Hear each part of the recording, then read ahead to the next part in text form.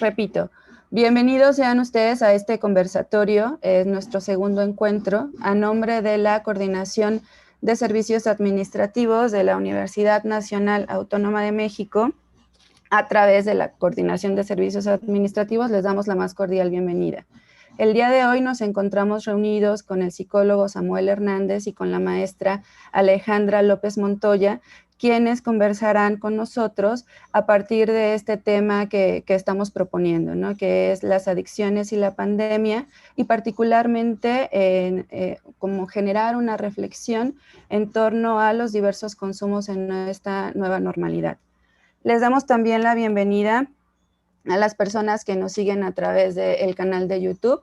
Les recordamos que ustedes pueden enviar sus preguntas a través del chat y al final de la presentación de los ponentes, nosotros les haremos llegar sus preguntas o sus comentarios para que ellos puedan dar respuesta a sus inquietudes. Y como para ir iniciando este conversatorio, me gustaría proponer algo. Me gustaría que pensáramos en conjunto, ¿no? Cómo esta situación particular por la que estamos viviendo, por la que estamos atravesando, que es la pandemia, el confinamiento y la nueva normalidad, han propuesto o han generado diversas formas de relación entre el individuo y su entorno. Y este mismo entorno ha generado una demanda de adaptación, ¿no? Y una demanda de adaptación casi inmediata a estas nuevas circunstancias. A veces hay algunas dificultades en estas adaptaciones. Nosotros, si nos acercamos con cuidado a la situación particular, a ver la situación particular de alguna persona o de muchas personas a la vez, podemos encontrar justo estas dificultades que quizá estaban antes ya de la pandemia, ¿no? Y que con este tema del confinamiento se han acrecentado mucho y que pues han tomado mayor fuerza y que requieren nuevas formas de afrontamiento, ¿no? Que se generen en los individuos nuevas formas para afrontar estas dificultades. Y estas nuevas formas de afrontamiento ahora podemos encontrarlas desde estas conductas o comportamientos que van desde las que se conocen como positivas completamente, o aquellas que generan malestares mayores, ¿no? Que podemos considerar como negativas. Entre ellas estoy pensando quizá en el consumo excesivo de comida, en el consumo de las series de televisión, ¿no? O de estos servicios de streaming por suscripción, ejercicios también, ¿no? En las apps, en móviles, en las redes sociales también, y el consumo de sustancias, por ejemplo, ¿no? Las legales y las ilegales. Por tanto, se hace necesario que podamos pensar en las implicaciones psíquicas, en las implicaciones afectivas que llevan todos estos afrontamientos o todas estas nuevas adaptaciones. Y pensar también en aquellos elementos que han servido de base para enfrentar estas dificultades en la adaptación. Y quizá es que uno de los elementos importantes a pensar o tiene que ver, mejor dicho, con la incertidumbre, ¿no? Con la incertidumbre que genera lo inhabitual, lo desconocido, lo nuevo. Y entonces estas actitudes, estas conductas de consumo se vuelven una manera de hacer frente a esta incertidumbre. Estas nuevas actividades que se generan o que se hacen de manera repetitiva desplazan la incertidumbre y se instauran abarcando la mayor parte del tiempo pues de las personas, de los individuos que las ejecutan. Es por esto que pensamos que es necesario un espacio para poder reflexionar, analizar sobre estas conductas en particular, ¿no? Estas conductas de consumo, para lo cual pues le doy la palabra a la psicóloga Alejandra López Montoya, quien cursó la carrera en psicología y la maestría en psicología de las adicciones en la Facultad de Psicología de la Universidad Nacional Autónoma de México. También se ha desempeñado como terapeuta conductual infantil en la atención e intervención en adicciones, así como en el modelo de detección temprana e intervención breve de la conducta de juego patológico.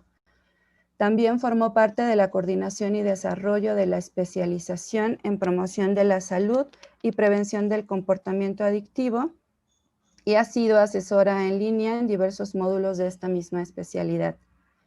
Se desempeñó como subdirectora en la Oficina Nacional para el Control del Tabaco, en la Comisión Nacional contra las Adicciones y como coordinadora de proyectos de la Unión Internacional contra la Tuberculosis y Enfermedades Respiratorias, a fin de fortalecer la política para el control del tabaco.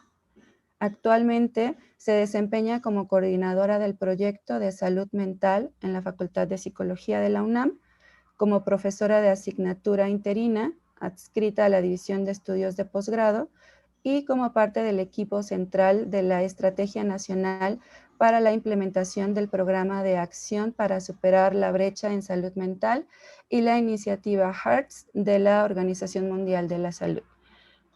Pues le damos la palabra a la maestra Alejandra. Bienvenida. Muchas gracias, Evelyn, por la invitación, por la presentación. Y bueno, pues como bien lo señalaba Evelyn, pues espero que esto que vamos a estar conversando, tanto el psicólogo Samuel como una servidora, pues funcione justamente como esta reflexión que todos podemos hacer. Pero también a mí me gustaría abarcar, ¿no? Y aprovechar que esta reflexión nos lleve también al cuidado de nuestra salud, tanto física como mental, ¿no? Entonces, al respecto, pues justamente sabemos que la salud física y mental, pues, evidentemente es vital para las personas, ya que afecta en la manera en cómo sienten, cómo se comportan, cómo piensan. Y como bien decía Evelyn, ¿verdad?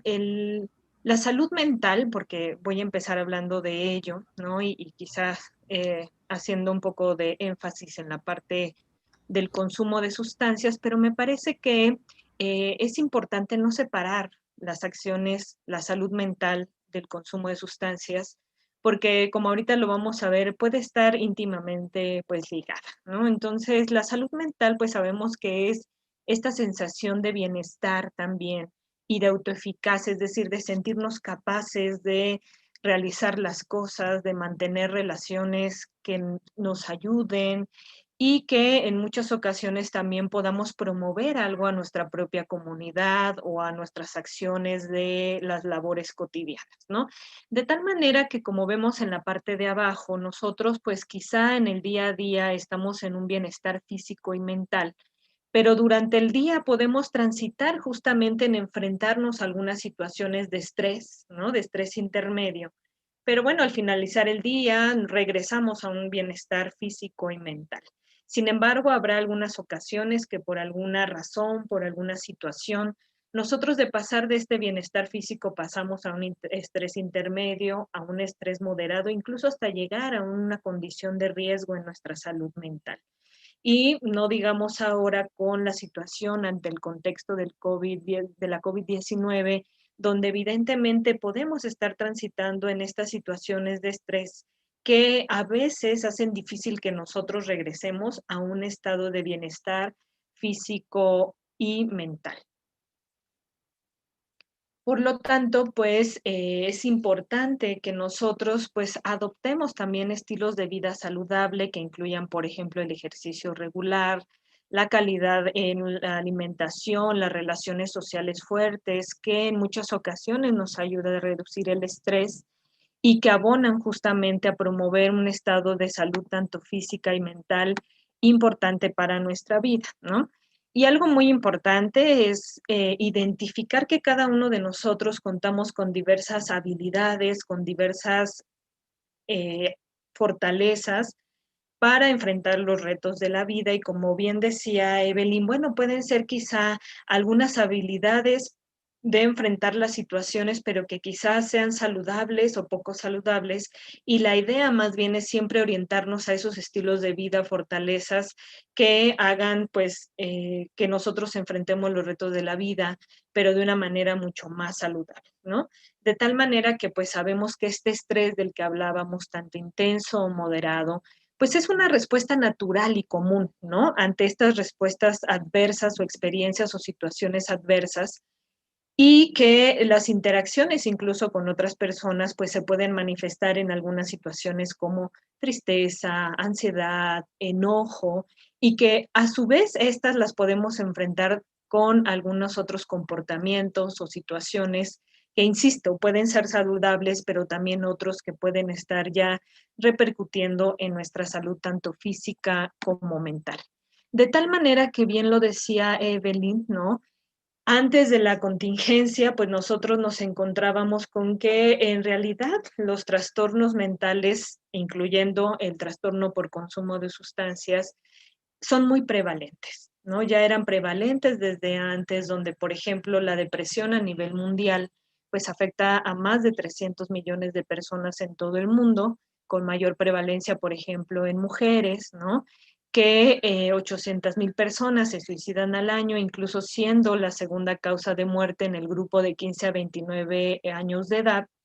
Y algo que quisiera recalcar justamente en esta situación es que la incidencia de los trastornos mentales tiende a duplicarse después de las emergencias. Es decir, que es sabido que después de un evento perturbador, sí podamos nosotros encontrarnos con que los trastornos mentales pueden verse mucho más presentes, mucho más prevalentes, y que es indispensable detectarlos de manera temprana para poderles ofrecer ese servicio adecuado dependiendo del lugar donde nos encontremos, ¿no? Si somos profesionales de la salud o pertenecemos a esta comunidad universitaria o tengo un familiar o un amigo, vale mucho la pena sí identificar estas cuestiones porque sí pueden pasar. Es decir, sí existían estas situaciones de salud mental, son muy prevalentes y seguramente ante esta contingencia y este contexto por la COVID-19 veremos incluso también algunas cuestiones de salud mental que pudieran presentarse igual con esta mayor prevalencia, ¿no?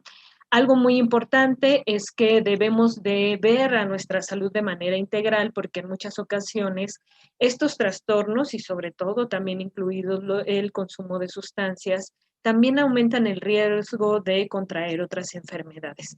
Quiere decir que vale mucho la pena también poner énfasis en nuestra salud física, pero también en nuestra salud mental y la salud social, ¿no? Que también tiene que ver con estos aspectos de manera integral. Y algo muy importante, pues, es trabajar en conjunto con el objetivo de quitar el estigma que todavía está muy extendido a raíz de, pues, estas situaciones de salud mental e incluso también aquellas personas que consumen alguna sustancia, ¿no? Y en muchas ocasiones el sentir este estigma hace que las personas no acudan a un servicio, ¿no? O en ocasiones cuando acuden no se les da el servicio que realmente necesitarían desde un primer nivel de atención en salud, ¿no? Y sumándole también, ¿no? Que en ocasiones aquellos profesionales de la salud especializados en el tema, como psiquiatras, enfermeras psiquiátricas, psicólogos especializados y trabajadores sociales, pues son pocos, ¿no? Y a veces la demanda es mucha. De tal manera que empezar a realizar estas acciones desde la comunidad va a favorecer mucho el que nosotros empecemos a detectar en nosotros mismos, insisto, desde la propia parte de nuestro autocuidado, para implementar nuevas habilidades que nos ayuden a enfrentar estas situaciones de la vida y que nos permita regresar a este estado de bienestar tanto físico y mental. Evidentemente, también ya sabíamos que el panorama general del consumo de sustancias también es muy prevalente.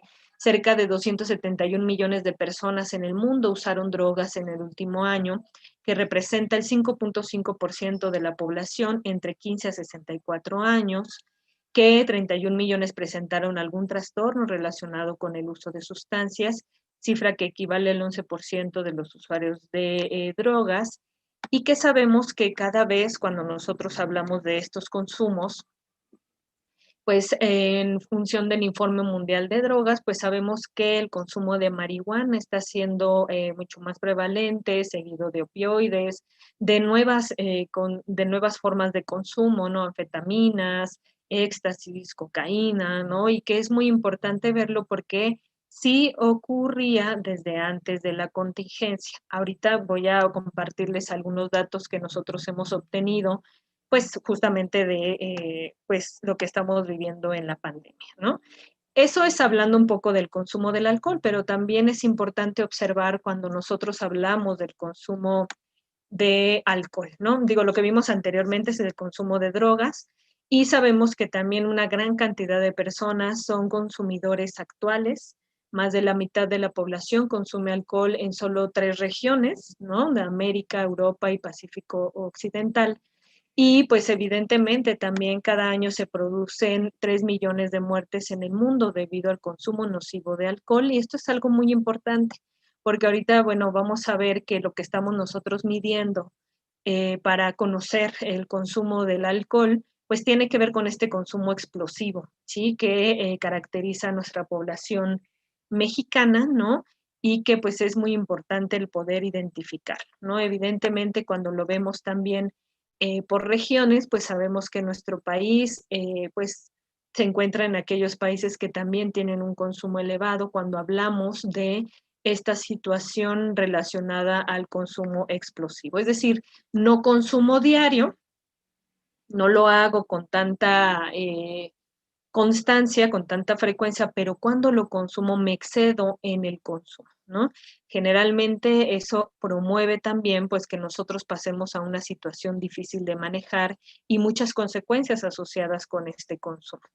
Dado este panorama, es que desde antes la Facultad de Psicología creó un cuestionario con el objetivo de medir estos riesgos a la salud mental, incluyendo el consumo de sustancias, ¿sí?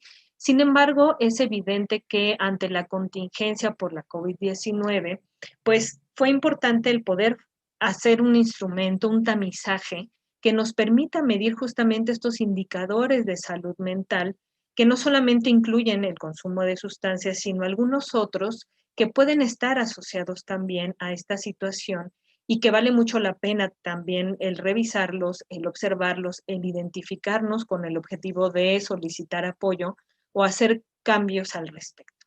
De tal manera que estos datos que les voy a presentar tienen relación con esta nueva aplicación que también voy a poner a su disposición por si quieren conocerla, por si quieren contestarla, por si quieren conocer su retroalimentación o compartírsela a algún amigo, familiar, etcétera, ¿no?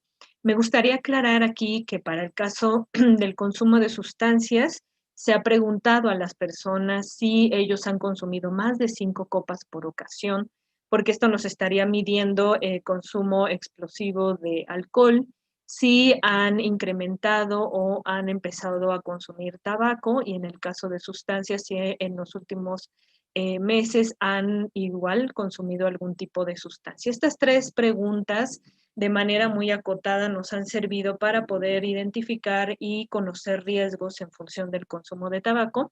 Y lo explico porque en nuestra otra aplicación teníamos todo un cuestionario completo que se llama ASIST, con mucho más reactivos, pero recordemos que también la labor de nosotros como profesionales de la salud es también que podamos dotar a la población de instrumentos, ¿no? Que sean breves, obviamente que sean confiables y válidos, que nos permitan tener esos indicadores al respecto, ¿no? Algo a lo que me gustaría pues también abonar y comentarles es que no debemos de olvidar que todas nuestras herramientas, todas nuestras acciones vía remota, pues tienen que estar orientadas siempre en estas normas, en estas leyes, en estos reglamentos que tienen que ver con la confidencialidad de las personas atendidas y también nosotros como profesionales de la salud y estos avisos de privacidad también que son muy importantes, ¿no? De tal manera que este cuestionario, miren, como pueden pues, observar en la pantalla, a 109,894 personas lo han contestado a partir del 23 de marzo a la fecha y bueno, pues se divide en personal de salud, público en general y comunidad UNAM. Y esto ha sido un ejercicio muy importante porque pues ha ha permitido la colaboración en conjunto con nuestra universidad, pero también con la Secretaría de Salud a través del Instituto Nacional de Psiquiatría, ¿no?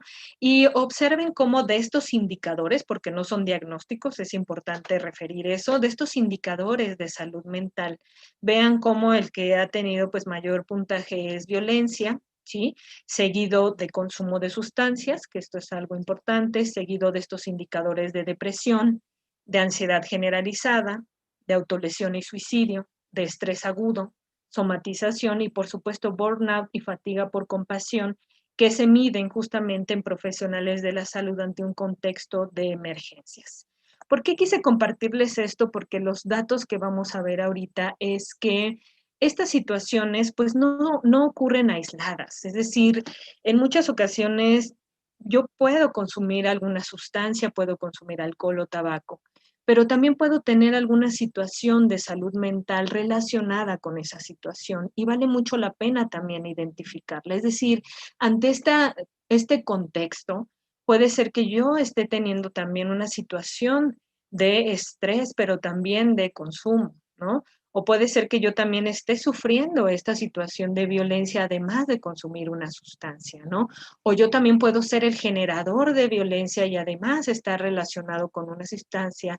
Y vale mucho que nosotros lo identifiquemos para tratarlo, para identificarlo, ¿no?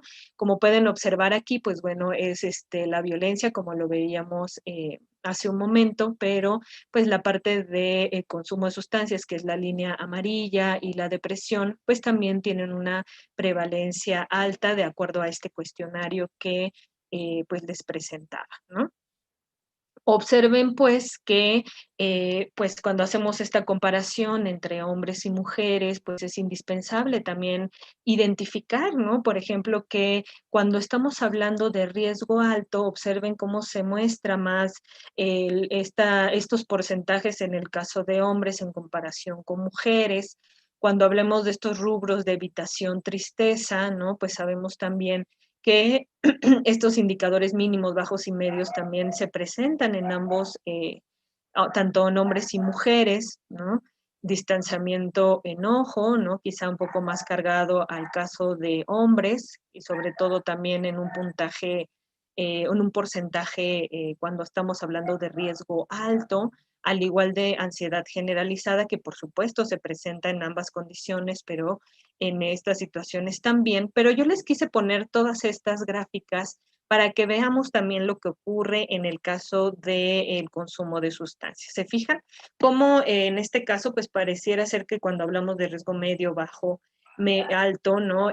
Pues a veces era un poco similar entre hombres y mujeres. Cuando hablábamos de riesgo alto, se carga un poco más en el caso de hombres, pero observen cómo en el caso de consumo de sustancias pareciera ser, ¿no? Que los porcentajes en riesgo alto, por ejemplo, están, sí, en el caso de la pirámide se reducen y esto pues habla que es importante porque aquellas personas que tienen un riesgo alto, el consumo de sustancias quizá es más reducido. Sin embargo, es indispensable que nosotros identifiquemos para que esta situación no progrese a una situación más difícil de manejar en cuanto al consumo de sustancias, pero también parece ser que hombres y mujeres están teniendo tanto estas tendencias de una manera en porcentajes pues similares, ¿no?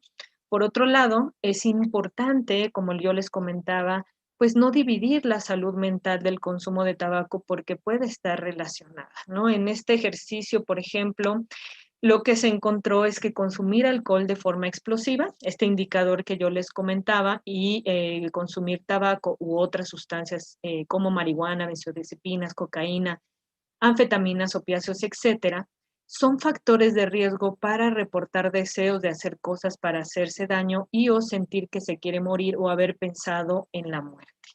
Como ustedes pueden ver en la gráfica, lo que nos explica aquí es que las personas que han reportado consumir alcohol, tabaco, consumo de sustancias, tienen 2 veces más la probabilidad de reportar deseos o ideas de hacerse daño o pensado en la muerte.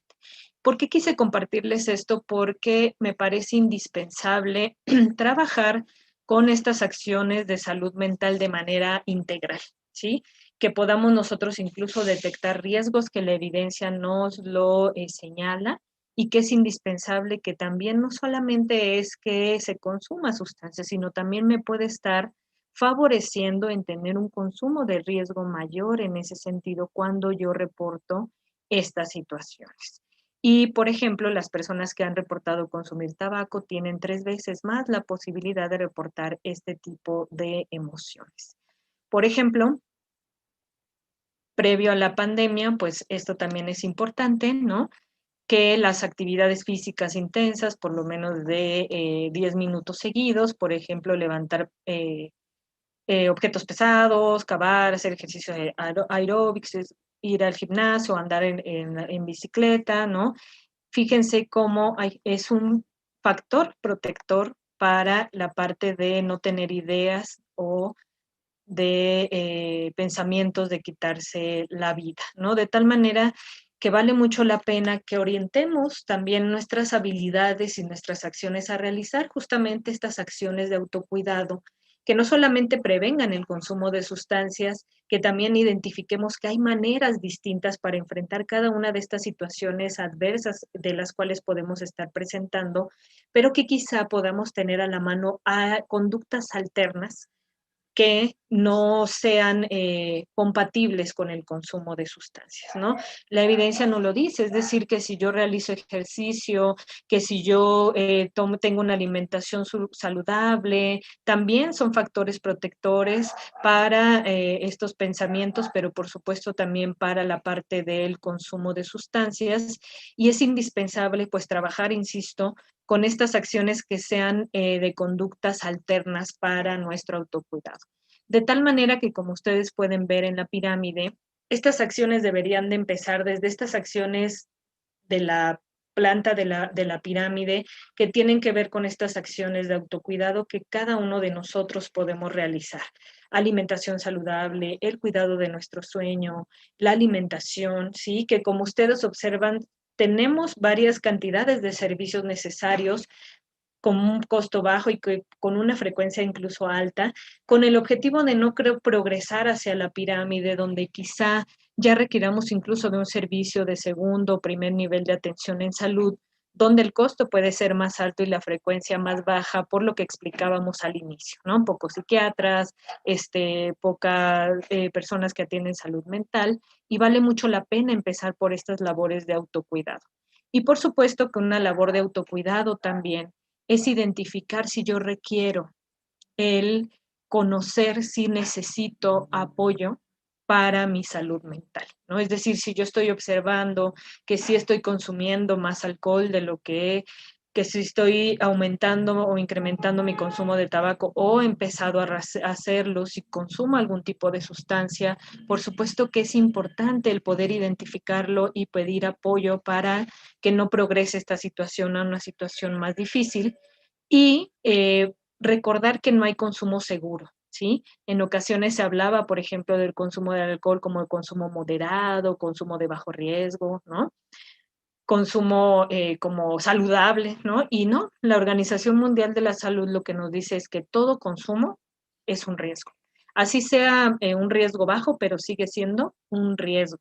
Entonces vale mucho la pena identificarlo, tanto en el consumo de tabaco, en el consumo de sustancias y de alcohol, porque como parte también del autocuidado es identificar si yo requiero de este apoyo, y pues poder también tenerlo a la mano. De tal manera que, para terminar, quisiera poner a su disposición el cuestionario de detección de riesgos a la salud mental COVID-19. A través de esta liga, ustedes pueden ingresar, contestarlo, les va a brindar una serie de retroalimentaciones, unas infografías, unos videos, y también les da la oportunidad de dar su consentimiento para ser contactados a través de todo el equipo que está participando en esta estrategia, y también poner a su disposición estos cursos a distancia que pueden ayudarnos ingresando a esta liga, que se lo voy a pasar a Evelyn para que quizá lo pase en el chat o la puedan revisar, y que tienen que ver con el cuidado de nuestra salud mental, pero aquellas también que tienen que ver con ayudar a mi familiar o amigo a evitar el consumo, guía para padres para el manejo de conducta adolescente, prevención de adicciones, conocer sobre los efectos físicos y psicológicos del uso de sustancias, y por supuesto crianza positiva, porque se ha mostrado que el tener una crianza positiva también es un factor de prevención para el consumo de sustancias. Para no robar más tiempo, pues muchísimas gracias por la invitación y gracias a toda la comunidad universitaria por su escucha. Muchas gracias, maestra Alejandra. Me parece importante los datos que nos presenta. Nos hace también incluir en nuestra reflexión algo que es importante, ¿no? Un dato que por ahí usted mencionaba, que el consumo no es aislado, ¿no? Siempre que hay consumo es porque hay algo más también, algo que atraviesa, algo que le pasa al individuo que está consumiendo, sobre todo si el consumo es reiterativo, ¿no? Constante, de manera muy frecuente, y justamente ahí probablemente habría que hacer algo o muchas acciones, ¿no? Al respecto. Muchas gracias, y a continuación le voy a dar la palabra al psicólogo Samuel Hernández Huerta, y les voy a comentar un poco del trabajo que él hace, que él ha hecho. Samuel practica el psicoanálisis en la ciudad de San Luis Potosí, México.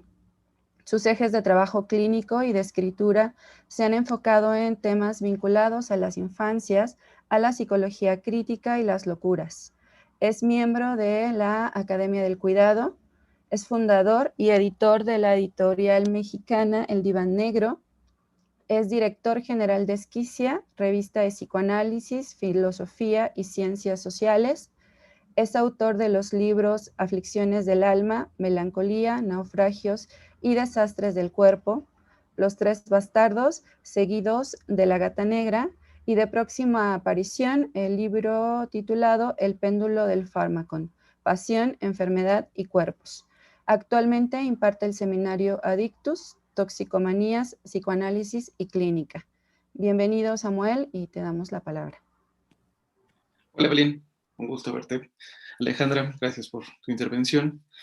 Bueno, pues para no extendernos, iré directo a mi participación. He tomado un par de notas, preparé algunas ideas, estoy consciente del tiempo y bueno, mi intervención o mi participación está enfocada primordialmente tal vez en ciertas coyunturas que podemos notar en la lógica de salud pública, como bien se han presentado, es decir, en esas incidencias que llegan en una consulta privada, por ejemplo, aquel que tiene la posibilidad de acercarse a una consulta, o aquel que es llevado a un anexo, ¿no? Que son lugares, me parece, que nos pueden dar un poco más de material clínico y la entidad que estamos trabajando respecto a las consecuencias de un consumo de una sustancia, ¿no?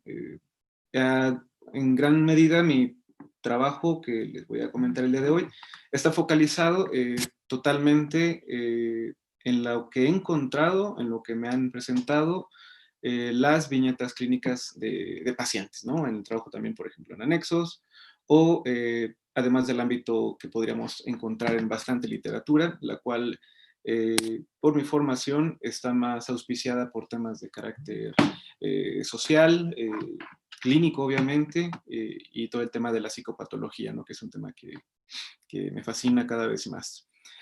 Bueno, de inicio, creo que toda participación involucra un tema, un eje de anclaje, y esta ocasión fue adicciones y pandemia, ¿no? Que es el primer título, y después tenemos reflexiones en torno a los consumos de la nueva normalidad. Entonces, bueno, también intentaré hablar un poco de ello, comenzando por la palabra adicción, la cual me parece que hay que desestigmatizar. Adelanto que, bueno, que también esta presentación está enfocada a todos, es decir, me interesa que esto que puede decir lo entienda la señora de la casa que no sale y vive con un hijo que es adicto, o alguien que ha salido de un anexo, o alguien que está fumando en estos momentos alguna sustancia, o está bebiendo una cerveza en cualquier bar, o en su propia casa, o está saliendo de la rehabilitación, o es un tema de su análisis. Por ello que intentaré también ser lo más asequible con mi participación. La palabra adicción, sabemos que actualmente se entiende como todo aquel que es consumidor de alguna sustancia nociva para la salud, ¿no? Sabemos que las drogas en gran medida se han contemplado y pensado a lo largo de la historia como una sustancia dañina, nociva, hacia la vida. Es decir, hay un primer tema que estamos viendo el día de hoy, que la referencia o el signo que nos va a arrojar la palabra adicción implica, como bien se mencionaba, una lógica ante la muerte, ¿no? Hay que prevenir que el sujeto vaya a beber más de lo supuestamente recomendado, que fume tal vez no tanto, que consuma ciertas cosas u otras no. Sin embargo, bueno, vemos que a un niño se le puede vender una cerveza o que pueden entrar menores de edad a consumir alcohol en los lugares. Entonces, bueno, eh, la gente que llega a una consulta muchas veces no llega por un tema de adicción, va apareciendo el tema de una adicción. Entonces, bueno, hace poco comenzamos a dar un seminario y preguntaba, bueno, pero qué caramba es una adicción, ¿no? Porque por lo menos desde una clínica que sostenemos del psicoanálisis, en nuestra propuesta es que no caiga en un sesgo moral o que se afiance a lógicas biopolíticas o de Estado, o en la lógica de salud mental también, por ejemplo, que son nociones en las cuales en mi espacio de trabajo no comparto. Eh, y entonces podemos pensar con esta gran génesis de las palabras, porque sabemos que los sujetos estamos ensamblados por palabras, ¿no? Toda palabra nos va a remitir a una constitución histórica, a una serie incluso de padecimientos, de síntomas y de tropiezos, fracasos y también de logros y de provocaciones del deseo o líneas deseantes, podríamos también decir, ¿no? Que es algo muy importante para nuestro trabajo, el deseo. El deseo como la gran potencia que podría ayudarnos a reivindicar nuestro lugar con los entornos de la vida, con los objetos de la vida. Bueno, adictus nos remite a una palabra que tiene que ver con aquel que ha sido juzgado, aquel que se le ha heredado una deuda, en Roma principalmente aquel que tenía una deuda grande y que aquel que fue al que se le prestó dicha cantidad de dinero o situación no tiene la capacidad de cubrirlo. La palabra de carácter jurídico era adictus, ¿no? Adictus es en gran medida la génesis de nuestro trabajo. Hablar de adicción implica hablar de un adictus o de un adicto. Y al día de hoy en la psicología, en la formación de la escuela de psicología también cuando la cursé, en conversaciones, pocas veces se remite a esa palabra, ¿no? Para mí son muy importantes las palabras. A veces el propio vínculo con el objeto droga está vinculado por el orden del lenguaje, por sus implicaciones con la lengua, ¿no? Por referentes incluso. A veces no es tanto una cuestión que esté premeditada, sino por una constitución subjetiva. Y bueno, les voy a compartir un fragmento de un texto que está armado, que fue parte del argumento del seminario, es decir, también trato de decir algo que estoy a caballo haciendo.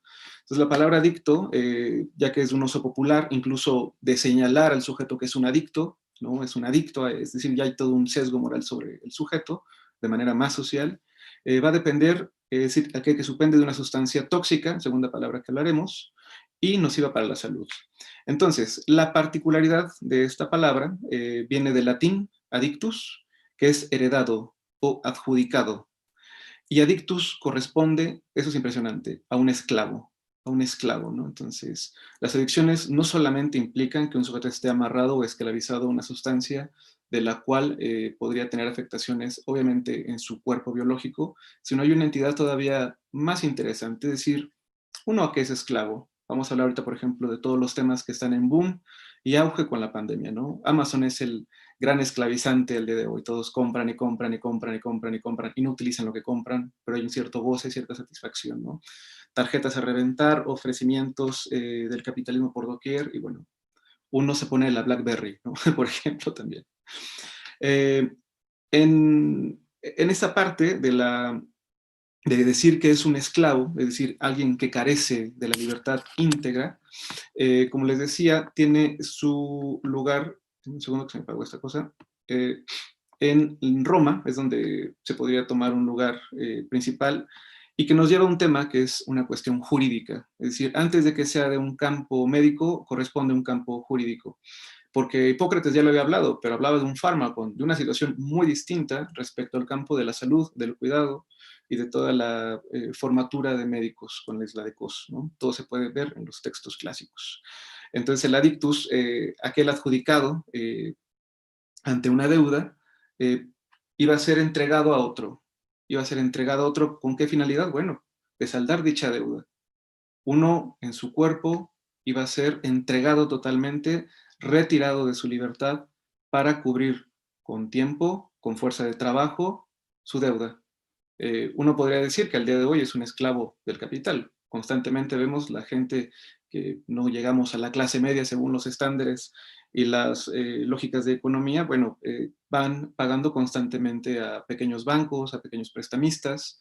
La pandemia nos hizo ver el gran tema con, creo que fue Electra, ¿no? De gente que no tenía para cubrir sus pequeños pagos y bueno, era un tema y gente que constantemente está endrogándose. Vaya, que en México hay esta palabra que bien nos tiene endrogados, ¿no? Y toda la infinidad de argos que podemos encontrar. Estamos dando cuenta entonces que antes de hablar de sustancias, estamos hablando de una cuestión que nos interpela en un campo por medio de leyes, es decir, una parte de legalidades, que es una parte fundamental para pensar las adicciones, y bueno, aquel que salda su deuda, que la cubre, queda limpio, queda libre. Entonces las toxicomanías no son solamente, aquí tiene que ver las toxicomanías o el adictus, no tiene que ver netamente con sustancias, como bien las conocemos, como las drogas de uso ilegal, porque es otro tema. La droga, uno cuando escucha la palabra droga lo remite a un tema de ilegalidad. Sin embargo, les puedo decir que al día de hoy el 90% de los pacientes que recibo han estado en un tratamiento psicofarmacológico, psiquiátrico, y del cual los fármacos no han tenido efecto. Vamos a decir, otro número de pacientes han consumido sustancias, por ejemplo, ácidos, la famosa cannabis, el consumo de alcohol, y tampoco tiene efectos. Qué curioso. Yo voy a decir, bueno, entonces, ¿cómo diablos funciona la droga? Porque tal vez tiene otra implicación subjetiva, ¿no?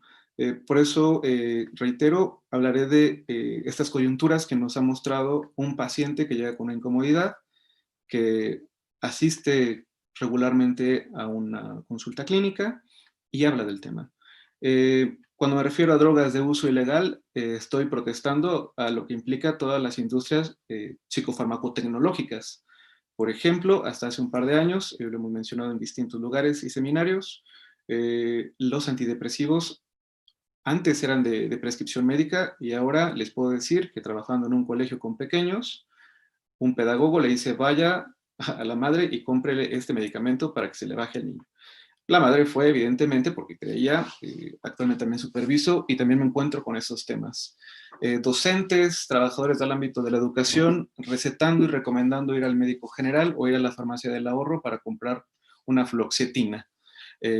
Entonces, uno podría entender incluso, ahí investigando un poquito, que las bases de las sustancias pues funcionan en gran medida por una sustancia de carácter ilegal. Es decir, hay cierto proceso y regulación de las economías del goce, podría decir un gran amigo.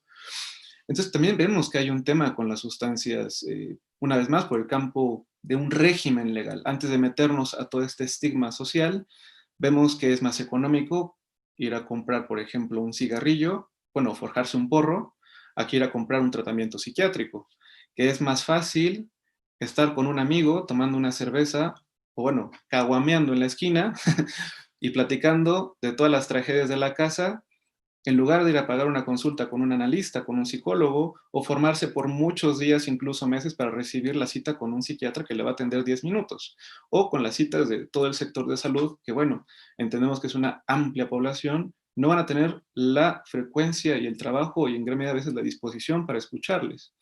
Entonces, vemos que aquí hay un tema, ¿no? Entonces tenemos un tema jurídico, un tema económico, y bueno, entonces, ¿qué estamos viendo con las drogas? Las drogas no son solamente aquel carácter ilícito, ¿no? Hay otras implicaciones que me parece que tenemos que tomar muy en cuenta, porque entonces ver toda esta esfera de dónde el sujeto va a estar oscilando, por eso el nuevo libro se llama El péndulo del fármaco, ver cuáles son estos espacios por donde circula. Sabemos que la comunidad más propensa está al consumo de cierta sustancia ilegal es comunidad que no tiene un ingreso alto. Eso no exige y no implica que la gente, vamos a decirlo de clase media, o como dicen coloquialmente, la gente de bien, no sea consumidora. Porque también veamos que la palabra consumismo también corresponde a un carácter económico. Entonces, insisto, reitero, la posición es quitar el estigma de lo que podría ser una adicción. ¿Qué ha traído la pandemia? Bueno, nos ha demostrado que el sujeto es intolerante a la diferencia, que es intolerante al otro, que la proximidad le es complicada. San Luis, para mi suerte, mi gran amiga es la psicóloga de la Fiscalía, trabajamos constantemente, compartimos nuestro trabajo clínico, discutimos nuestro trabajo clínico, y ella es la persona que está en el ámbito directo de la Fiscalía, donde la psicología nos dice hasta dónde sí puede ser y hasta dónde no. Y hasta dónde hay que decir, hasta aquí puedo, ¿no? No podemos hacer más legalmente. Se ha notado el aumento, lamentablemente, y para nuestra desgracia, de feminicidios. Hay violencia contra la mujer, es terrible. La pandemia no lo frenó, lo aumentó. El consumo de sustancias no bajó, aumentó. Muchos caballeros se alegraron y hicieron toda una oda a los camiones de cerveceras cuando hubo este toque de queda contra la bebida y elixir del vino Veritas. Y era impresionante la esclavitud en la que estamos involucrados. Intento decir que también reconozcamos cómo carambas nos estamos vinculando con nuestros objetos de placer. Porque tal vez la droga, en su sentido erótico, en su sentido de placer, ¿por qué habría que también anularlo? Una de las grandes problemáticas que hemos encontrado con todas las lógicas de prevención, de psicoeducación, a mi parecer es que en momentos fracasan. Hay cada vez un aumento de psicólogos, pero hay un aumento de problemas. Hay un aumento de problemas clínicos en la infancia, un enorme problema de, ya no del consumo, sino de las consecuencias morales del consumo. Ahora cuando escuchaba de cuántas bebidas debe tomar o se debería recomendar o hasta qué grado ya es un exceso, cuando uno circula en distintos lugares, habrá gente que precisa de una copa para ir a trabajar, lo hablo ahorita en el desayuno, o que cuando está muy ansioso ante un tema necesita un cigarrillo, o que cuando está muy mal necesita una línea, y uno dice, oye, pero es que eso está mal. Bueno, pero el sujeto si no hace eso se va a poner peor. Entonces, oye, pero que vaya al psicólogo, oye, pero también me parece que no tenemos ningún derecho de juzgar o de llevar a alguien a un ámbito a hablar. Las confesiones me parece que son de lo más dañino en este mundo, porque se exige hablar y no se permite que el sujeto hable. Es decir, se enfatiza que hay cierta oposición a hablar con otro. Nuestro lazo social, nuestro entramado social, nuestro tejido social, nuestros vínculos con los otros, no están deteriorados. No creo que estén deteriorados, al grado de que aún producimos espacios de encuentro. Una gran explicación que mencionó ahora nuestra compañera es el tema de la depresión, la moda negra, como la menciona Darian Leder. Pero la depresión aún así no es una melancolía, es una enfermedad de carácter psicosocial que se le ha propuesto cierta medicación, de la cual en muchos momentos los pacientes no tienen una garantía, vaya, de un mejor dormir, por ejemplo. Hay gente que necesita un par de cigarrillos de marihuana para poder descansar. Ahorita en la mañana en el desayuno estábamos platicando acerca de lo que iba a presentar. Me comentan una especie de viñeta clínica en la que el sujeto habla de no poder dormir desde la infancia y lanza una línea en la que dice, bueno, es que yo cuando tomo un par de cervezas me quedo dormido. Hay gente que toma una copa para dormir, pero no se interroga por qué no puede dormir. Entonces veamos que todo el elemento, este objeto que hemos investido con la palabra droga, pero bueno, agregemos una droga ilegal, porque también podemos pensar en los cigarrillos. Yo podría preguntar públicamente quién comenzó a fumar, desde cuándo y por qué, y si acaso alguien esperaba ser regañado por papá o mamá. Muchas veces muchos jóvenes comienzan sus primeros pininos en las adicciones o en el consumo para adquirir ahí la mirada de este padre, de esta madre, no por reconocimiento, sino por una instancia de ley que le puede decir, oye, no estás solo, aquí también hay alguien que te puede estar de vez en cuando jalando las orejas, chamaco, ¿no? Las familias al día de hoy también sabemos que han sido bastante golpeadas por estas nuevas formas de lazo. Digo nuevas formas de lazo, aún no llego al tema de la nueva normalidad, que es un concepto que me parece que hay que debatir bastante. Qué terror volver a ser normales, qué terror ser normales otra vez. Hemos dado por hecho que la normalidad en la que vivíamos era la mejor. Yo estoy totalmente de desacuerdo, no creo que sea la mejor normalidad la que tengamos. Pero bueno, avancemos un poco más. Pandemia, ¿no? La pandemia que nos ha mostrado, la fragilidad del deseo, la fragilidad de un sujeto con el otro. Para nuestra desgracia, solamente los acontecimientos más catastróficos, el sujeto se puede preguntar si está dispuesto a tomar el riesgo o hacer este elogio del riesgo, como diría Annie Dufourmantel, acerca del otro. La vida es un riesgo, vivir es un riesgo, por el mero acto de existir, ¿no? Creo que es de las grandes propuestas del psicoanálisis en esta partitura de la pulsión de muerte. Todo aquel que consume también sabe que él es dañino. ¿No? Uno no se fuma un cigarrillo una tarde cualquiera o en pleno desayuno diciendo, wow, esto es la mejor proteína del día. No, claro que no. Pero hay gente que le va muy bien. Hay gente que precisa de eso. Y gente que anda bien con eso. Pero si le quitamos el cigarrillo de la mañana, si le quitamos la copa del mediodía, si le quitamos de vez en cuando los excesos, ¿no?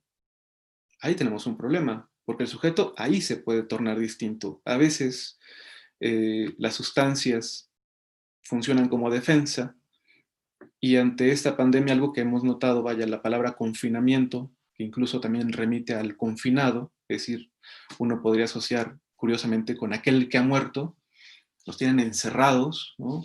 Un secuestro viral, podríamos decir.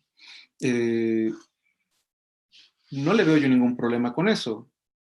El problema me parece que el tema no es el virus. El problema del virus es bien sencillo. Acatemos algunas situaciones muy sencillas. Una cosa que se llama sana distancia, evitemos esto. Y no es tanto a veces por el cuidado, no es por cuidar también al otro. Pero nos cuesta cuidar al otro. Por eso vamos a lugares y estamos exigiendo que llegue la cerveza, que abran los lugares. Gente que quiere ir a bailar en plena pandemia, gente que quiere hacer reuniones. Y podríamos entender que está padre que quieras eso, pero no pasa nada por abstenerse un poco. ¿Qué está pasando entonces? No es que el sujeto quiera ir a emborracharse cada fin de semana, o que quiera ir a bailar o conocer muchachos y muchachas. No. ¿De qué caramba está saliendo? Otro tema que ha mostrado la pandemia, el famoso home office. Es decir, nos dimos cuenta que, bueno, algunos hemos trabajado muchos años de este formato, entonces no nos cayó tanto de sorpresa, pero hay gente que se espantaba de cómo trabajar en casa. Tengo un pésimo internet, mi computadora está lenta, no tengo computadora, aquí no llega mi servicio. Múltiples quejas hemos visto por todos lados. Y hemos visto que entonces se puede trabajar de otra forma, ¿no? Otro tema, la educación. Me gusta mucho el trabajo con las infancias, lo que pasa con las infancias, y los padres se están desesperando, ¿no? Se están desesperando, no hay forma de atender a los pequeños, se enojan y quieren un break, ¿no? Hasta hay un chiste por ahí, se van a encontrar más rápido los papás las vacuna contra el virus para poder regresar todos a la normalidad. Bueno, me acaba de avisar Evelyn que tengo poco tiempo, sabía que probablemente iba a pasar esto, quiero dejarlo totalmente abierto, no es un tema que pudiera yo al día de hoy reducir, no tengo estas capacidades. Sin embargo, en resumen podré decir que una cuestión principal para nuestro campo social, familiar, educativo y todas las áreas es preguntarnos cuál es nuestro vínculo con esos objetos que nos causan placer. Y de ser así, ¿qué estaremos dispuestos a cambiarlos o a renunciar? También se puede cambiar, transformar o pensarlo de otro modo. El tema no es para nada sencillo, pero tampoco somos ninguna persona que pueda incidir o decidir sobre el otro. Pero me parece que quien lo ha resumido de manera bellísima es Roberto Bolaño en una entrevista que le hacen. Saben que a Roberto Bolaño lo tachan como del último maldito. También está Panero. Y él habla de uno de los autores favoritos, que yo también me considero un gran admirador y puedo decir que lo amo, que es Rimbaud. Y dice, vivir como ETA es un tema delicadísimo, pero ver que alguien se está destruyendo a tu lado es terrible. Nadie quiere eso. Nadie quiere ver que al ser que se ama se destruye. El tema también involucra una cuestión del propio narcisismo. A veces hasta dónde permitimos que el otro se destruya, porque tal vez es su única salvación. Pero sin más, hoy dejemos abierto y bueno, espero que haya preguntas. Muchas gracias Alejandra y Evelyn por escucharme y gracias por la invitación. Ok, ya tenemos por aquí algunas preguntas que han hecho. Ahorita se las voy a plantear a los dos para que las vayan contestando. Pero antes de pasar a este formato de las preguntas y respuestas, quisiera resaltar cómo en la participación de Samuel hay una particularidad, me parece, ¿no? Que implica el cuestionarnos, el preguntarnos alrededor de pues, el juicio moral que se hace sobre el consumo de sustancias, ¿no? Quizá hablaba él del cigarro, del alcohol o de las sustancias ilegales, pero es que de repente podemos encontrar a gente que si se fuma un cigarro de marihuana o se toma alguna pastilla, de repente ya están muy conmocionados y muy preocupados, ¿no? Les preocupa muchísimo este juicio moral que las personas vayan a hacer en torno a ellos mismos, pero también el juicio que se hacen a sí mismos, ¿no? Ya se consideran como unas personas incapaces de vivir o de vivir la vida como se tiene que vivir, y de repente esos juicios que se hacen pesan mucho más que el consumo de esta sustancia, ¿no? Si no es de forma continua. Entonces me parece importante resaltarlo. Y también quizá hacer un enlace entre las dos participaciones, ¿no? Porque la maestra Alejandra hablaba bastante sobre el cuidado de sí mismo, ¿no? El autocuidado. Y me parece que de alguna manera se puede engarzar con lo que comentaba Samuel al inicio sobre que esta pandemia nos ha enseñado, nos ha mostrado de alguna manera la fragilidad del deseo. Yo creo que ahí entre el cuidado de uno, el cuidado de los otros y pues sí, el deseo que relanza a seguir haciendo ciertas cosas, podemos encontrar ahí un encuentro, valga la redundancia. Les voy a formular ahora una pregunta que nos hace Alex Ruiz, es la siguiente. ¿Cuáles son sus visiones respecto al propósito de la Secretaría de Salud de Guanajuato de instalar el modelo islandés Planet Youth para la atención a las adicciones?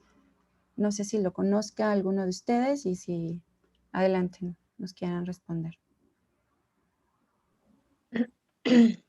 Bueno, este plan de juventud, ¿no? Que fue parte de las acciones que hizo Islandia, ¿no? Y que tuvo muchísimo éxito justo con sus niños y sus adolescentes. Me parece que pues ha sido una estrategia, ¿no? Basada en la evidencia, pero también en conjunto con que a través de esa evidencia se estipulen o se establezcan políticas públicas, y me parece que en ese país funcionó de manera formidable, ¿no? Algo importante es que algo que ya de antemano tenemos es que es una práctica basada en la evidencia, y me parece algo que si ha funcionado podemos nosotros adaptarla, ¿no? Eso me parece que es algo importante, el observar y monitorear cuando uno implementa una estrategia, ¿qué pasa? ¿No? Me parece que Guanajuato tiene que hacer esa labor de medir y monitorear esas acciones a corto, pero también a largo plazo, para ver qué cosas también están funcionando de esa estrategia o qué cosas puede adaptar o modificar para, sobre todo, adaptarlo a un estado, ¿no? A un país que, por supuesto, es diferente, pero que por supuesto que esas prácticas se pueden llevar a cabo, pero me parece que sería ideal monitorear esos avances, pero también no olvidar que en muchas ocasiones la práctica o la evidencia hace que nosotros hagamos nuestras prácticas, pero también la evidencia puede ir abonando a la investigación o a la práctica. Es decir, que podamos tener esa posibilidad que en función de la adaptación que se realiza en este estado, de las cuestiones que se pueden identificar, también eso le abone a la práctica, ¿no? Pero me parece que es un programa que puede ser benéfico para adolescentes y niños, pero me parece importante que se tenga el monitoreo de cada una de las acciones en esta adaptación a este estado, incluso a sus municipios, que como sabemos México es un país tan rico que puede tener en un estado algo muy distinto a lo que es otro, pero me parece que estas prácticas basadas en la evidencia se pueden adaptar y se pueden medir con el objetivo de observar si están generando un impacto y si no, hacer cambios al respecto para generar esta evidencia adaptada a un modelo que ha funcionado, pero que me parece que pudiéramos identificarlo en esta medición del impacto que pudiera tener en el Estado. Gracias. Samuel, ¿quieres comentar al respecto? Sí, quería aportar un par de temas nada más. Respecto al primer enlace, me parece muy importante que en una moderación se puedan encontrar los puntos de encuentro o las líneas que pudieran ahí jugar un modelo paralelo. Y claro, el tema del cuidado de sí también exige el cuidado del otro, y a su vez el cuidado del otro también es el cuidado de sí. Al respecto, un texto fundamental me parece que, y lo trabaja bastante bien, es Foucault, La hermenéutica del sujeto, un texto que es de fácil acceso, un libro bastante vigente, y un autor contemporáneo que es Roque Farrán, que radica en Córdoba, es una persona que trabaja constantemente esta transformación sobre el tema del cuidado. Es un primer abono. Respecto a la pregunta, estoy de acuerdo en todo lo que menciona Alejandra, pero francamente yo preguntaría qué va a pasar en un Cervantino, ¿no? Un Cervantino en realidad es que aún existe o existió en su momento toda una lógica de destrampe. Por otra parte, pensemos, insisto, en el campo jurídico, que el tema de legalizar va a reivindicar el lugar de lo ilegal y que por lo menos creo que el paciente más joven que llegué a recibir era de 9 años y ya tenía daño, y era por cuestiones de haberse implementado, por cuestiones de un carácter de legalidades. A veces también es muy importante preguntarnos cuáles son nuestros lugares de enunciación, y con esto me refiero desde qué lugar estoy entendiendo el mundo, porque nosotros, vamos a decirlo, como cierto privilegio de tener un dispositivo al día de hoy, de enlazarnos con nuestro servicio de Internet, más aún de tener el tiempo para poder enlazarnos y hablar con otros, para gente que pueda meterse a su celular, que pagó en abonos chiquitos, el que compró la última versión de iPhone, que es ahora un nuevo escándalo de las producciones económicas. Preguntarnos si en realidad alguien va a entrar en esas lógicas. Ha habido un gran auge por el cristal, y es por lo económico.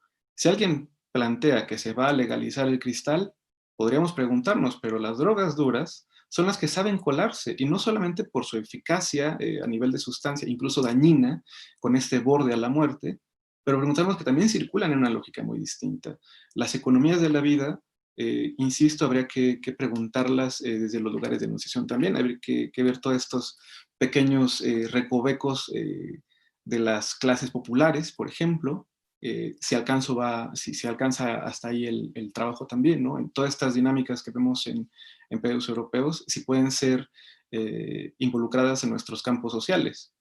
Basta, yo les invito a que vayan al lugar de su ciudad donde no llega la policía y me pregunten si acaso creen que va a funcionar un modelo. Y segunda pregunta, si esa gente va a llegar a una consulta. Y una pregunta más, si le interesa curarse de esto que se le ha llamado estigma, enfermedad, droga.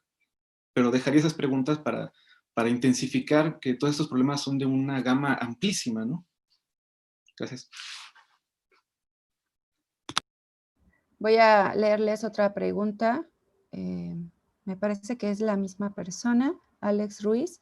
Pregunta lo siguiente: ¿las políticas públicas actuales en salud mental dejan espacio a la subjetividad?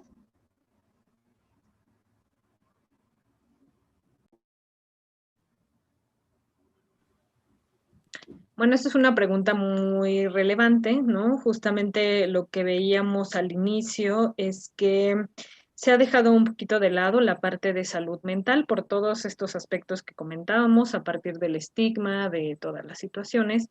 Y en el caso de las políticas públicas, me parece que es ideal el poder identificar y volver a actualizar nuestras leyes, ¿no? Incluso pues que tengan que ver con la realidad que se vive en nuestro país, porque pues generalmente si no se establecen operacionalmente aquellos criterios o normativas, pues sí pueden dejarse a la subjetividad, es decir, que no son tan entendibles en ese sentido, ¿no? Y yo creo que ahí sí se puede abonar en poder actualizar esta ley, en poderle dar más peso a la salud mental, para que incluso a través de todas estas evidencias, de la diseminación de conocimientos, de las prácticas, de todo lo que nosotros tenemos, pues se puedan fortalecer estas políticas públicas, que eso es lo que también busca la práctica basada en la evidencia, ¿no? Que a través de la práctica, a través de la diseminación de la información, se pueda favorecer, establecer estas políticas públicas, sobre todo contenidas en una ley, que queden lo más operacionalmente definidas con el objetivo de no caer en la subjetividad, ¿no? Es decir, que tenemos una ley que debe de actualizarse, que debe de darle más peso a estas acciones y sobre todo lo que decíamos también, ¿no? Que pueda mermar en los otros estados, que me parece que de pronto también ahí las leyes cambian de manera muy drástica de un municipio, por ejemplo, a otro, y que vale mucho la pena pues que estén homologadas estas leyes con el objetivo de que, como muy bien dice nuestra colega, pues no caigamos en la subjetividad, sino que el país pueda tener esta homologación en estas acciones de salud mental, que me parece que son muy pertinentes y que en muchas ocasiones, cuando una ley está estructurada, se definen operacionalmente estas acciones, estas normativas, pues ayuda mucho al cumplimiento también de estas situaciones. Si bien no completamente, pero creo que es un punto de partida que puede ayudar a establecer estas políticas pues en salud mental.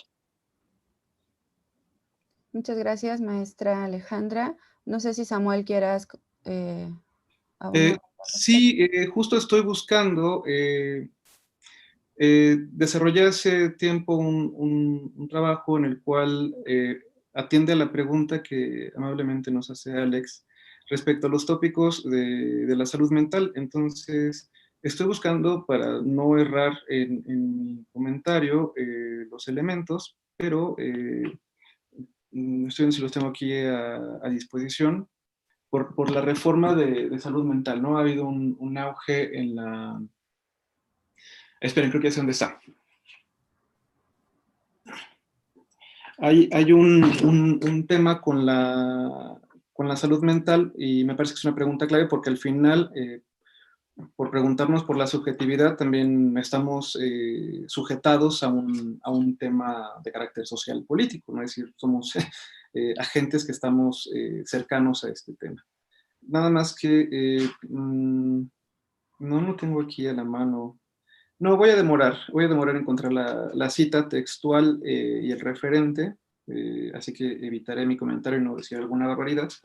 Pero el tema, me parece que uno de los grandes exponentes que ha hablado de toda la lógica de higiene mental, la salud mental, es Andrés Ruiz Molina, y que nos ha dado pistas incluso como, creo que en el 50, no recuerdo el año exacto, el dato lo pueden encontrar en Cómo prevenir la locura, su trabajo de investigación. Él es un investigador, no sé si lo conozcas, Alejandra, de ciencias históricas.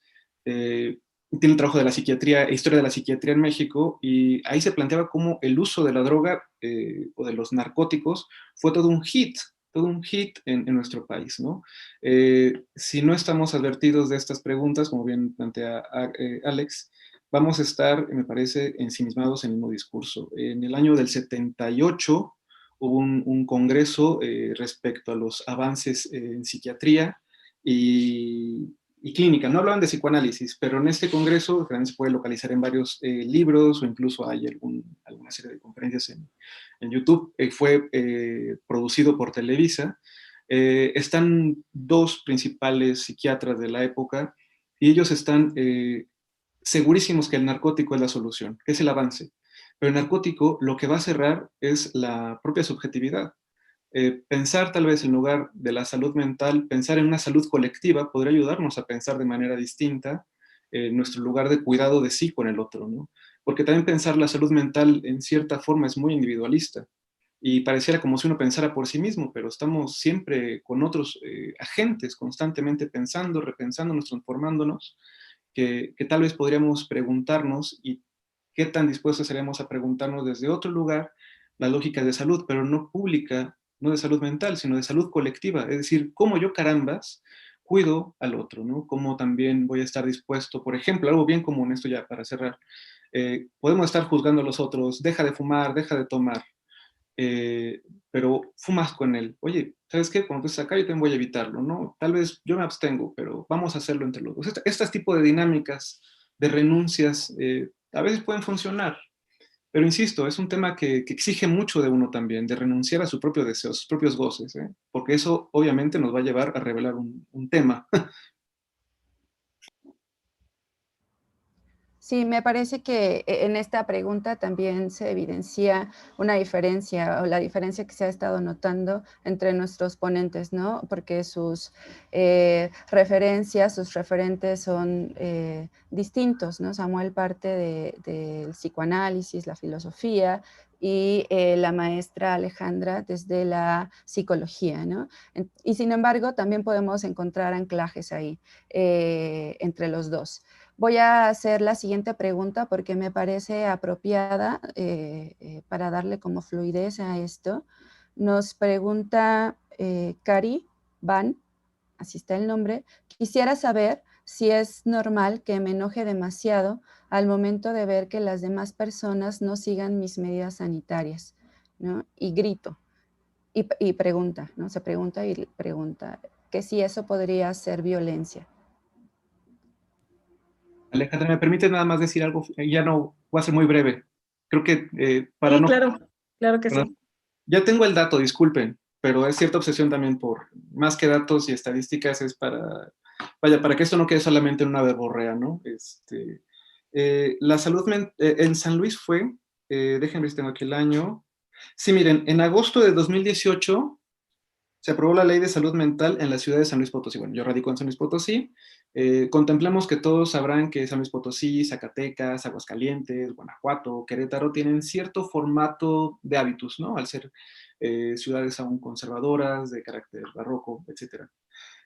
Se aprobó la Ley de Salud Mental. Bueno, la Ley de Salud Mental busca resanar o filtrar los síntomas y malestares de la época en su tejido social.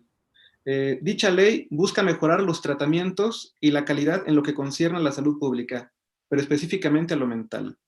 Eh, la forma operativa de esta ley de salud mental opera como máquina alienante, y compete a 6 puntos. Uno puede buscar las leyes de salud mental y es prevención y fomento a la salud mental, evaluación, tratamiento, rehabilitación, capacitación e investigación científica.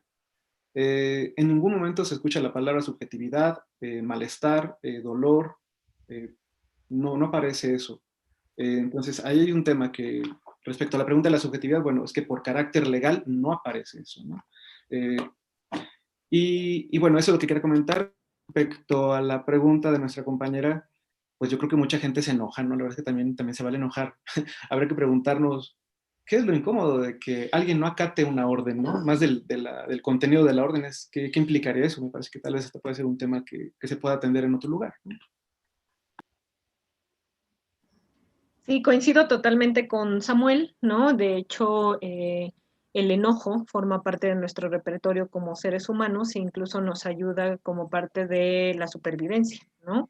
Quiere decir que el enojo es una emoción natural, ¿no? Y que todos tenemos, ¿no? Igual si ahorita hiciéramos el ejercicio y dijéramos, levanten la mano, ¿quién alguna vez se ha enojado? Por supuesto que me imagino quizá la mayoría levantaríamos la mano, porque tiene una función en nuestro ambiente, ¿no? Que es de defensa, incluso de poner límites. Y eso hace muy rico que todas nuestras emociones tienen una función importante, que incluso podemos estar con ellas y seguir realizando nuestras acciones. Y a veces también es natural que, dado que no se siguen algunas medidas, y ahí quizá también es importante identificar qué es lo que me molesta de esta situación, que las personas no se cuiden o surge un miedo de que se vayan a contagiar y es un ser querido, y entonces en lugar quizá de expresar esa preocupación o expresar esa situación de miedo o de tristeza o de enojo incluso, pues a veces es importante conocer cómo yo puedo manifestar esa situación, ¿no? Que partiendo desde la situación de validarnos, validarnos sobre todo en esta situación que estamos viviendo, donde justamente estas emociones pueden surgir, como puede ser sentirnos con ansiedad, sentirnos tristes, sentirnos con evitación y tristeza, sentir que vamos a enfermar, sentir estos indicadores de somatización, que por ejemplo sentir que ya tengo la enfermedad, que no puedo respirar, pues son cuestiones naturales y válidas ante el contexto que estamos viviendo. Sin embargo, vale mucho la pena a veces aprender cómo puedo manejar esas emociones. Es decir, ya vi que no tiene nada de malo molestarme por esa situación. Sin embargo, ¿cómo pudiera yo comunicarla de una manera que quizá no levante el tono de voz o no diga una grosería, ¿no? Es decir, parece ser que como lo comparte Cari Iván, o sea, yo la alternativa que tengo en este momento es, pues grito con el objetivo de que me entiendan, de quizá algo de preocupación, de algo que me interesa, etcétera. Y retomando un poco lo que decía Samuel hace un momento, en el caso del consumo de sustancias, pues evidentemente, si yo ya aprendí que el dormir bien es tomándome una cerveza o relajándome con el consumo de tabaco, pues evidentemente va a ser la alternativa que yo tengo a la mano. Sin embargo, ¿qué otra conducta alterna de manera más saludable puedo tener para enfrentar esa situación? Entonces, antes de etiquetarnos, que es algo que creo que compartimos Samuel y yo, no es de etiquetarnos del enojón, el violento, un término que ahora está muy en boga, el tóxico, no, más bien definamos en función de qué es lo que estoy haciendo. Cada que yo veo, por ejemplo, ¿no? Que mi hijo no se pone el cubrebocas, me molesta porque me preocupa. Y entonces yo le grito, elevo el tono de voz y le digo, ponte el cubrebocas, ¿no?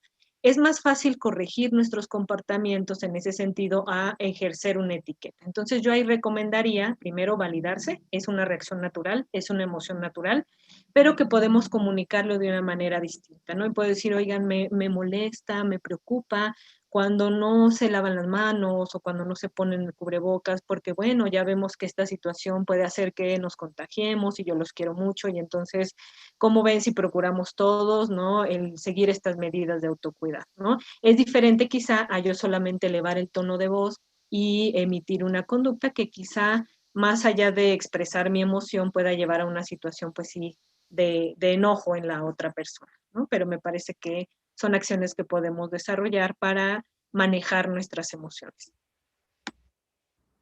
Yo tengo un comentario brevísimo que ahorita Cari me hizo pensar.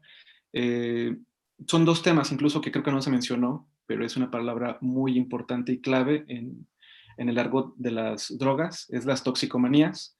De igual la palabra tóxico, basta recordar un montón de iconos clásicos de la Grecia antigua, como las flechas, que implicaban un tocamiento. Bueno, el tóxico implica un veneno, pero también implica cierto formato de curación. Esto está en el Corpus Hippocraticum. Ciertamente ha tocado un tema muy importante, la palabra tóxico al día de hoy. Ahora todo es tóxico, todo es dañino, pero también existe una gran preocupación por subsanarnos, ¿no? También el tóxico tiene ese referente. Lo que me hacía pensar, Cari, respecto a las drogas, es que en muchos momentos las drogas se vuelven disinhibidores, es decir, un sujeto es parlanchín, se desinhibe, es más activo, ¿no? Es una de las condiciones de las sustancias, pero eso es un gran elemento para ver clínicamente que el sujeto no es capaz de hablar de lo que desea o de lo que le gustaría hacer. Muchas veces esto se puede ver, e incluso se ha vivido, más allá de las culpas y crudas morales, es que uno hace las cosas bajo ciertos efectos, y cuando uno interroga dice, no, yo no quería hacer eso, pero pasa el tiempo y la gente comienza a hablar, dice, bueno, la verdad es que sí tenía ganas de hacer eso. Bueno, eso también se puede ver al día de hoy, y no solamente con las drogas, sino con la incapacidad de hablar por ser unos cobardes ante la palabra. Y es que me gusta mucho el tema de lo digital, y entonces estoy al tanto como de lo que va apareciendo, y como habrán escuchado, en las infancias. Y hace un par de días empezó a estar el boom de los pulpos reversibles. Estos pulpos que, bueno, en realidad no son algo nuevo. Desde cuando uno trabaja con pequeños con algún problema del desarrollo, nos apoyamos de juguetes para que el niño pueda demostrar sus afecciones o afectaciones o emociones, etcétera, pasiones. Y creo que esto es un gran ejemplo de lo que ha dicho Cari, ¿no? Nos cuesta mucho hablar lo que molesta, porque pienso que eso puede estar equivocado, puede ser erróneo, y eso a consecuencia va a traer a mí también cierta problemática, ¿no? Pienso que también se puede ver mucho en el tema con los pequeños. Esa es una de las cosas que me hizo pensar, ¿no? Sí que también es importante considerar que en momentos es complicado hablar, ¿no? La maestra Alejandra nos decía como una manera, una recomendación, una forma asertiva de comunicar eso que me está molestando, de que no se cuiden, o quizá que me vayan a contagiar a mí, que yo me muera, no sé lo que uno puede pensar, ¿no? Particularmente, pero en ocasiones es complicado hablar, ¿no? Frente al otro, comunicarle de forma asertiva o no, comunicarle al otro lo que nos inquieta de eso. A veces no lo sabemos y a veces cuesta trabajo descubrirlo, pero es importante, sí, como decía la maestra Alejandra, reconocerlo, ¿no? Validar el enojo, está presente, pero también habrá que interrogarse a partir de qué o cómo es que surge este enojo. En ocasiones es la única manera en la que puede salir, ¿no? Este miedo quizá a contagiar a las personas queridas, a contagiarme a mí mismo, a lo mejor es la única forma en la que sale, a través de este grito. Voy a hacerles la última pregunta porque se nos está terminando el tiempo. Son dos preguntas que me parece que se enlazan, ¿no? Por ahí preguntaban, ¿todos quienes consumen drogas se vuelven adictos? Y la otra pregunta con la que se enlaza es, hola, no sé si quepa la pregunta, pero me gustaría saber si fumar un cigarro diario por la noche ya es una adicción o solo es un hábito. Y ahí es la pregunta. No sé si Samuel quiere o yo. Pues sí, pudiera comentar algo muy breve para no expandirnos porque creo que ya se va a acabar el tiempo. La pregunta de si fumaron... La primera pregunta, ¿cuál fue? La primerita. Antes de esta. Iban a ser dos, ¿no? Sí, todos quienes consumen drogas se vuelven adictos. Ah, ok. Yo puedo recomendar muchos textos de literatura, principalmente la generación Beat, pero yo puedo decir, creo, que nadie decide un día, voy a despertar, voy a ser el mejor adicto del mundo. No, uno no puede, creo que son decisiones que no se van dando. También hay momentos, por ejemplo, una palabra del argot de la drogadicción es el junkie, ¿no? Saben que el junkie es donde van y arrojan muchos fragmentos de los autos viejos, es una palabra muy utilizada en México, pero es donde llega la chatarra, ¿no? Y junkie remite a cierta homofonía con el pinchazo del adicto. No, yo no creo y no he encontrado que alguien que está limpio de un día para otro diga, bueno, hoy voy a hacerme adicto. Hay sustancias que nos pueden hacer propensos a consumirla de manera recurrente. Por eso diría que en mi respuesta diría que no, no he encontrado, no me he encontrado eso en la clínica tampoco. Y hay formas de preguntarnos por qué, no sé, que de un día para otro no vaya a hacerse adicto, ¿no? Ni el enamoramiento, que es de las pasiones más viciosas, se hacen en un día, ¿no? Hay ciertos procesos de erotización, uno se erotiza con la droga. Y la segunda pregunta, lo voy a decir de la manera más somera, que si fumar un cigarro diario por la noche ya es una adicción o solo es un hábito. Pues insisto, yo creo que si causa alguna incomodidad, pues no sé cuál sea el problema de la adicción. De que causa algún daño a la salud, claro, pero esa pregunta me parece que más bien sería, ¿eso qué incómodo tiene? Si causa incomodidad, tal vez sea otro tema. Pero preguntarnos de una adicción, yo creo que el adicto ni se da cuenta que está siendo esclavizado, ha sido consumido por la propia droga. Creo que por ahí puede ser una coordenada también para quitarnos ese juicio tan moral de, ay Dios, me fumé 2 cigarrillos, me voy a morir mañana de enfisema pulmonar. Bueno, pues, ¿por qué no? A veces un cigarrillo y una taza de café cae bien a mediodía. Maestra Alejandra, ¿quisiera agregar algo? Sí, bueno, yo creo que aquí debemos de identificar ciertos aspectos que tienen que ver con la parte psicológica, pero también con un aspecto importante que se genera en función del circuito de placer de nuestro cerebro, ¿sí?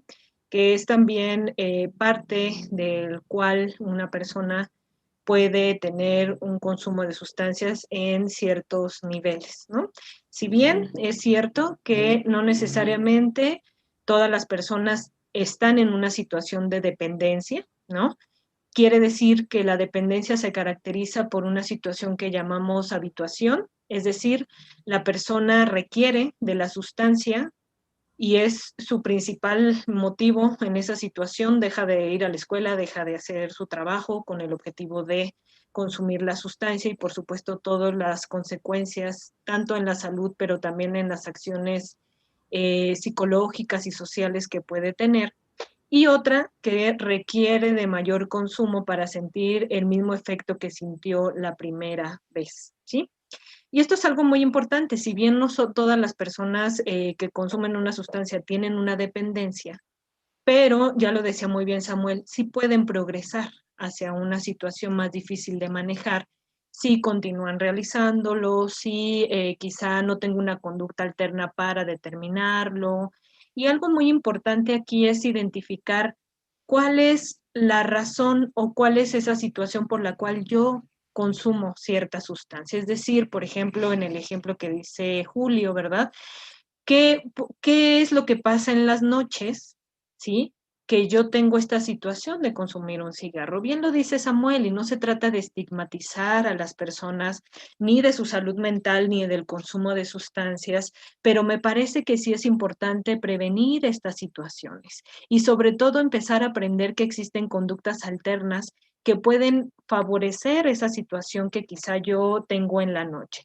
Para identificar estas acciones, incluso en el caso del consumo de tabaco, bien, una pregunta muy rápida, que es de un cuestionario, es cuando usted se levanta, lo primero que hace es fumarse un cigarrillo y eso ya me puede estar indicando una situación de dependencia. Es decir, ¿cuál es esa acción por la cual yo realizo esta conducta? Y pueden ser diversas, porque resulta que en la noche no puedo dormir, lo que decía Samuel, y entonces yo ya aprendí que a veces el cigarro me ayuda, y ahí es indispensable ver cuál es mi comportamiento, porque eso va a ayudar mucho a qué conductas alternas puedo generar y no necesariamente el consumo de tabaco.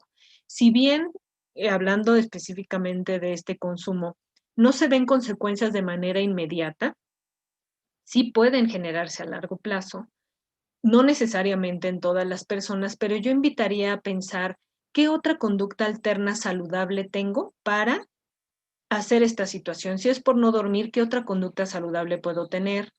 Si es por ansiedad, ¿qué otras cuestiones puedo hacer? Si mi ansiedad realmente me cuesta mucho trabajo, ¿qué otro servicio de salud puedo implementar?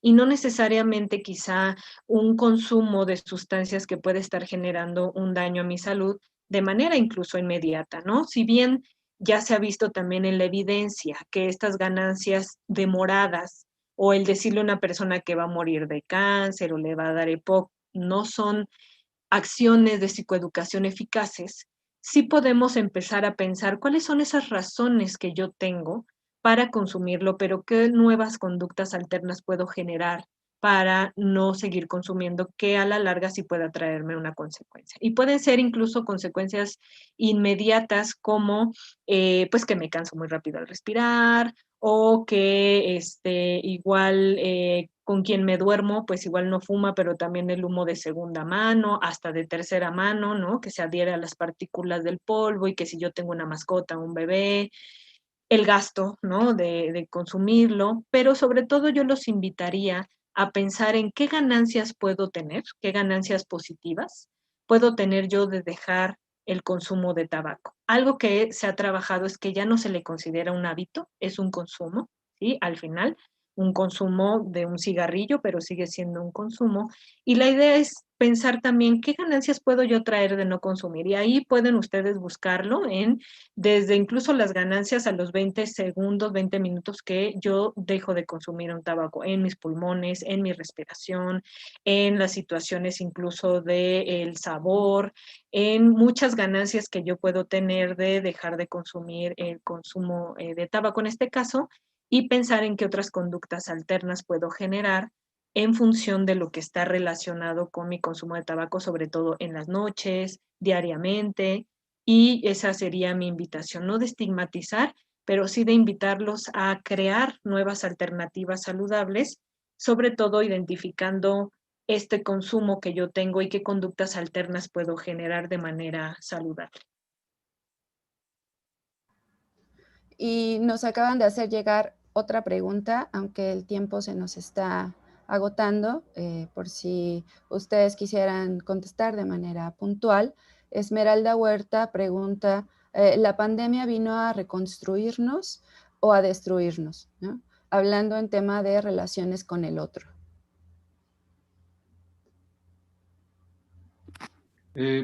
Bueno, como lo mencioné en algún momento atrás, pues solamente nos hizo ver que somos torpes para estar con alguien.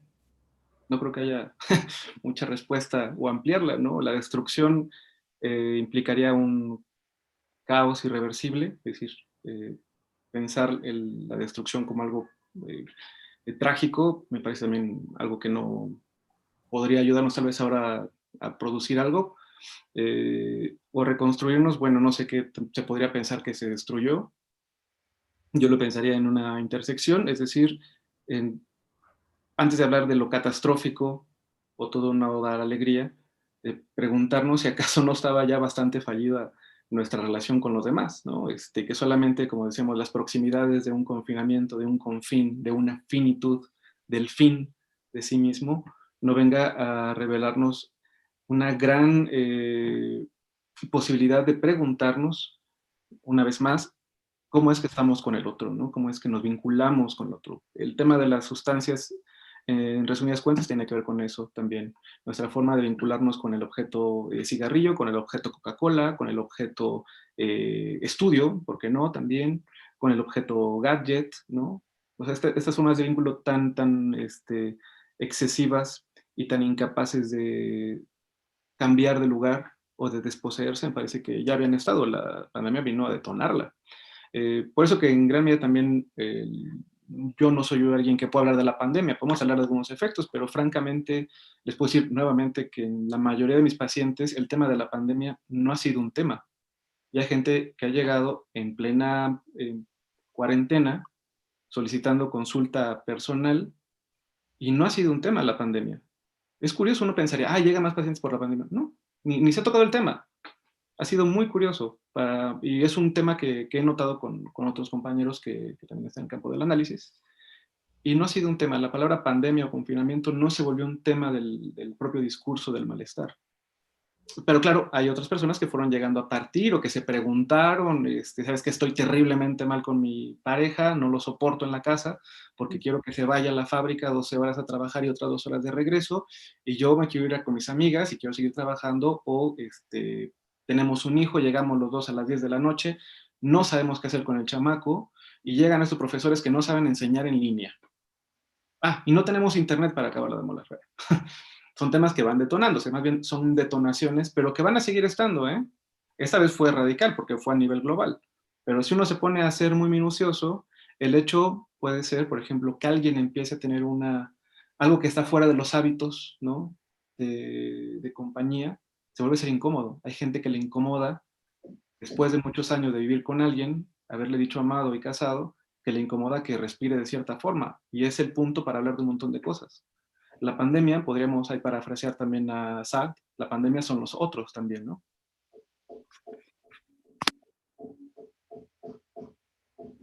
Sí, bueno, yo igual muy breve, me parece que todo puede partir en función de cómo yo vivo y cómo yo enfrento cada una de las situaciones en función de mis relaciones con otros. Es decir, si la pandemia, como dice Samuel, me hizo darme cuenta que quizá el tener una interacción en una mayor parte del tiempo con mi pareja resultó ser de una manera difícil de manejar, pues de qué manera puedo solventarla, ¿no? ¿Qué cosas podemos hacer? ¿A qué acuerdos podemos llegar?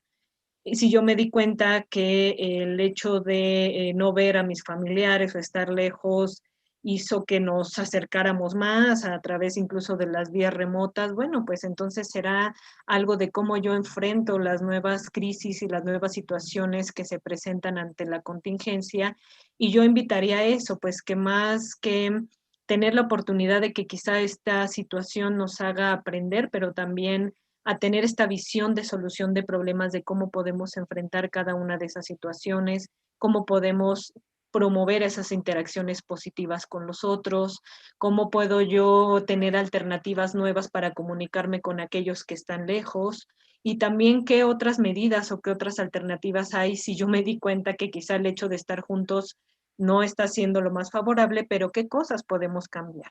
Yo creo que al inicio sí nos enfrentamos con eso, yo creo que la mayoría, y como bien dice Samuel, incluso del Internet, ¿no? Donde algunas, incluso familias no, pues compartimos una computadora y somos tres, ¿no? O estudiantes y resulta que no tengo Internet y le tengo que pedir al vecino, pero me parece que cómo puedo solventar yo esas situaciones de tal manera que no me destruyan, ¿no? Sino que podamos reconstruirnos día a día y tomar en cuenta pues también esta labor comunitaria y social que todos podemos hacer.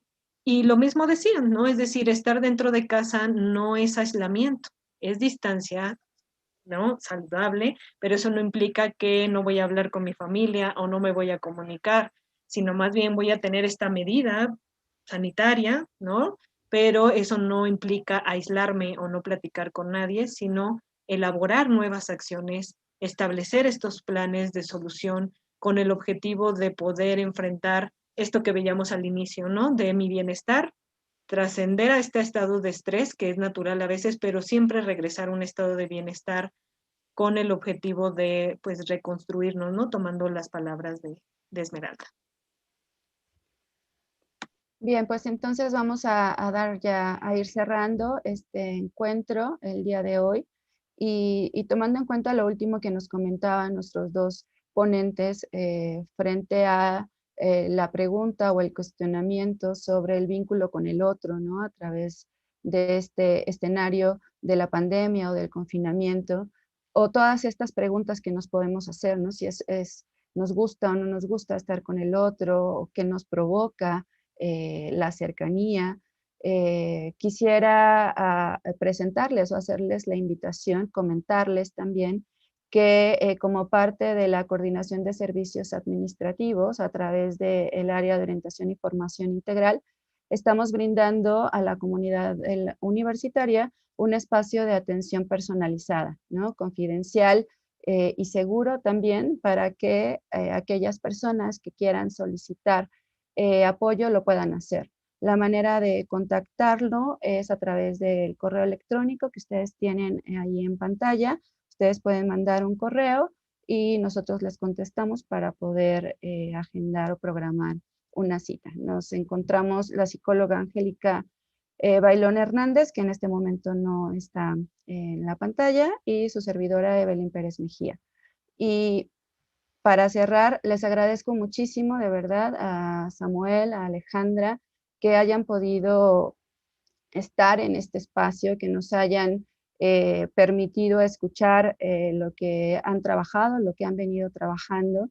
Y me parece que fue un espacio bastante interesante desde dos posturas diferentes, pero que las dos justamente nos hacen preguntarnos ciertos elementos para ir pensando cómo se van dando estas nuevas o estas afectaciones, mejor dicho, ¿no? Estas afectaciones psíquicas que ha traído la pandemia o que las ha generado o que las ha propiciado, que las ha potenciado.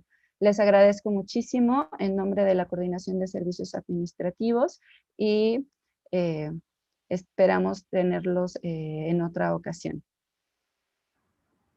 Que Muchas tenga buen gracias día. a ti y a todos por la invitación y mucho gusto conocer a Samuel también.